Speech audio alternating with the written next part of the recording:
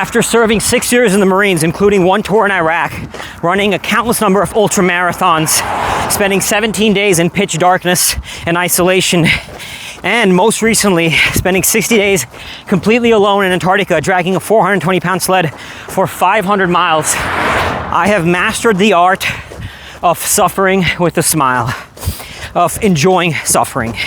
And in this video, I'm going to show you why that's important and how to do the same. I'm going to give you 3 simple steps that will help you enjoy suffering, no matter what the suffering you seek. My name is Akshay Nanavati. I'm a Marine Corps veteran, adventurer, speaker, and author and creator of Fearvana. Over the years, I've mastered the craft of suffering, and this is coming from someone who hated it. I used to be terrified of even Ferris wheels, let alone roller coasters when I was younger. Terrified of everything, didn't want to really pursue hardship, enjoyed a relatively comfortable life that I was blessed with, and now I seek it out. Why does this matter? Pursuing anything worthwhile in life is going to be hard. You will suffer. You will, no matter what. And if you want to achieve results you've never achieved before, you're going to have to do something you've never done before. Doing something you've never done before is going to be hard. You will suffer.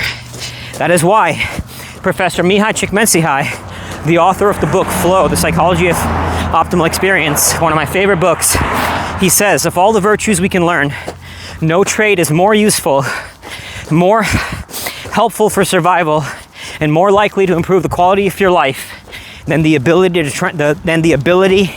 to transform adversity into an enjoyable challenge. Or as I like to say, to suffer well, to suffer with a smile. And here's the thing, look, if you don't seek it out, suffering is gonna find you anyway.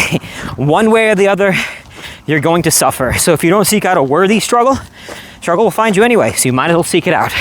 And we'll get to that here in a minute. So, if you want to achieve something great in life, no matter what it may be, building a business, writing a book, raising a happy family, running a marathon, whatever it may be, you're gonna have to master the craft of suffering and learn how to smile in the face of it, learn how to enjoy it. So, the first way to train your brain to enjoy suffering is when you're in it, simply choose to smile. It sounds simple, but it makes a difference, and research has shown this. Simply by smiling, it changes our internal experience. Your physiology can change your psychology, and vice versa. So simply the act of smiling when you're in the suck can help train your brain to recognize this suffering as something beautiful. So when I'm out here in Arizona running, right now I'm doing a nice zone 2 run. I wouldn't say I'm suffering too much, but when I am, very often what I do is just choose to smile. And when you do that, especially over time, the more you train yourself, and it's a very conscious decision you can make, it's just a choice to smile. When you do that, you will train your brain to start building a positive association, an anchor that says, when I suffer, this is good. This brings me joy. So number 1, just choose to smile. And remember, it's because your physiology can change your psychology. Number 2, reframe how you view rewards. So just earlier today, I was talking to my wife, and over the last 4 years, I was training for this insane expedition in Antarctica, what has been called the boldest Antarctic expedition in modern times. I was the first human being on Earth to even attempt this. I ended up spending 60 days completely alone out there, dragging a 420-pound sled, the heaviest sled any man has ever pulled from the coast of Antarctica, without dogs or kites, for 500 miles until I pushed my body to the brink of death. And for the last 4 years, training for that while fundraising $1.1 million, which we, by the way, raised that money, but doing all of that together was not only unbelievably hard, it was my full-time focus. Now that I'm back from Antarctica, my number 1 focus is sharing the lessons I've learned over decades of exploring the edges, just like I'm doing with you right now, and helping other people suffer with a smile to create the results they want. As a result of focusing on business, brand, sharing the lessons, my priorities have inevitably shifted. Running across the road, I don't want to get run over. That'll be a suffering I did not choose. So, my priorities have inevitably shifted. And as a result, I'm no longer prioritizing long endurance session. I'm prioritizing work. But I still love long endurance sessions. So, to get those long endurance sessions in while building a monster of a brand and business, I switch out my rewards. So I was talking to my wife about this. She thinks I'm a little psycho, but trust me, it works. The only way I get to do a long run or a long endurance session is if I've earned it. So very often you will hear people say things like, oh, if I go to the gym, I'm going to reward myself with ice cream. I'm going to reward myself with a chocolate, whatever it may be. And I've seen a lot of quote-unquote experts even defend this as something valuable to do. It's complete nonsense. It's complete nonsense. How you view everything is simply a construct of your mind. So if you choose to view the suffering as a reward, it becomes a reward. If you choose to make the comfortable thing, the feel-good thing, your reward, you're still attaching a positive association to that feel-good thing. And there's nothing wrong with that. I'm not saying don't ever take time off. I take time off for movies, enjoy time with my wife. So I'm not saying you need to balance stress with recovery, of course. But if your comfort zone is playing with comfort, if that's where you play, if that's what you're comfortable with, if you're not at a point yet where you enjoy suffering, which I'm guessing you might be there, that's why you're watching this video, then you need to redevelop associations to the point that you become comfortable with suffering and it becomes your default. It becomes the things you enjoy. Then you can play on different edges and explore different paradigms. But for right now, choose the suffering as a reward. So when I hit a certain business target, and my targets are based on processes, not outcomes. Outcomes you can't control, processes you can. So if I've accomplished this result, if I've done this many hours, finished this particular project, then I get to earn my long endurance session over the weekend. So suffering is my reward. It is not the thing I run away from. I do because I have to. I do because I get to. I do because I choose to. And I do because I know this is going to make me the best version of myself. So start reshaping your reality and the constructs that shape you by choosing suffering as a reward. Some places to start.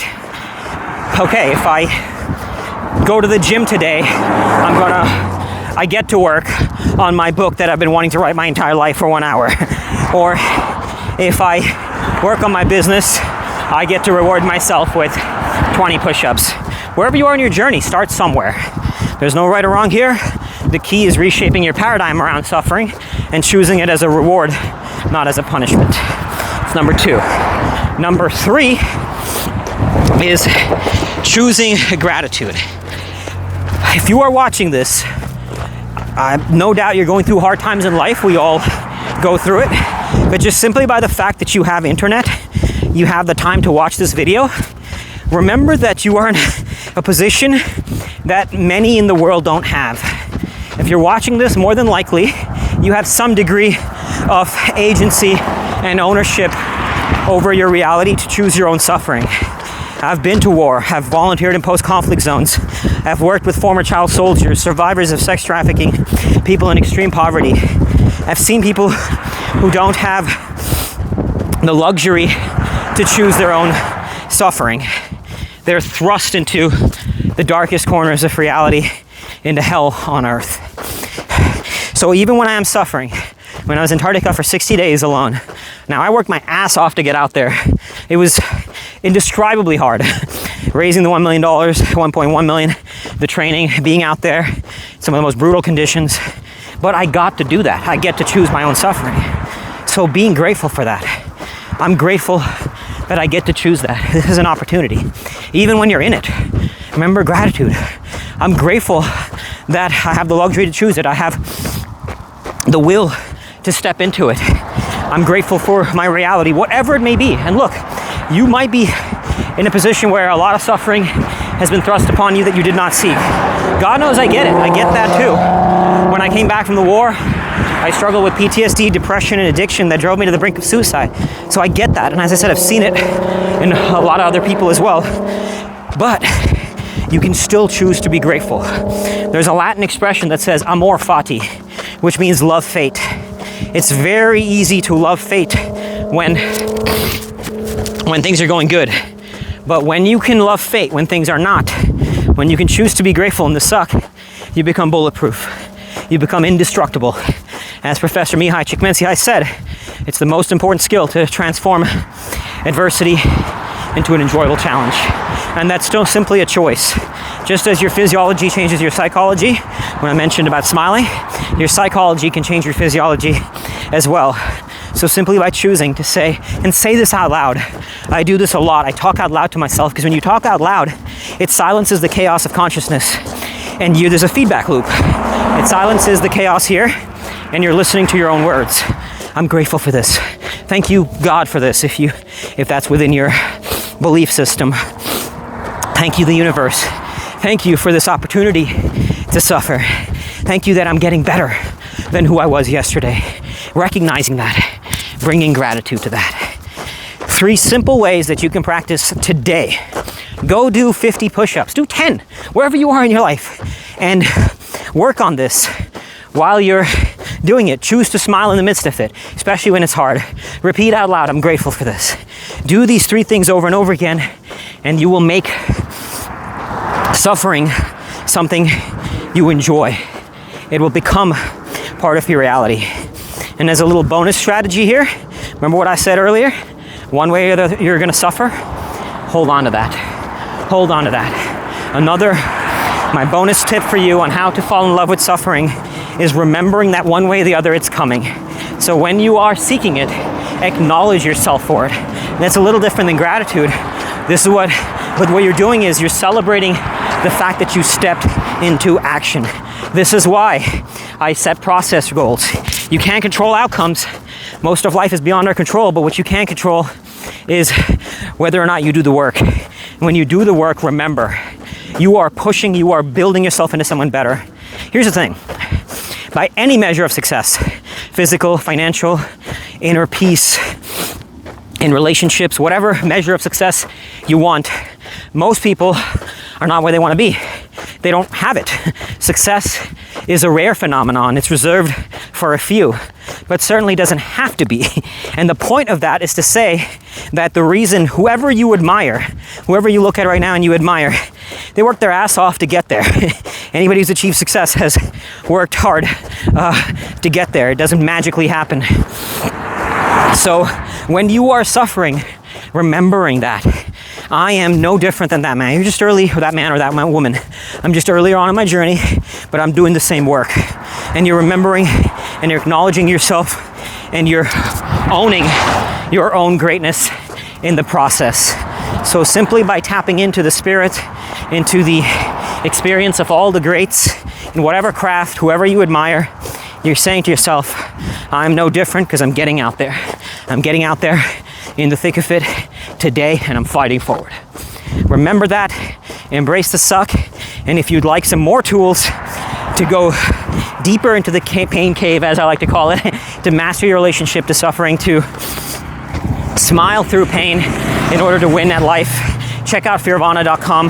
There's a free PDF I give away that will show you 25 different mental tools to win the war against pain and ultimately to win at life. And every one of those has been battle tested through doing multiple hard things, and not just physical hard things in relationship, hard things in sitting down still with my mind in darkness, writing book, building a business, multiple hard things. So those tools will help you embrace your suffering and pursue your worthy struggle, whatever that may be.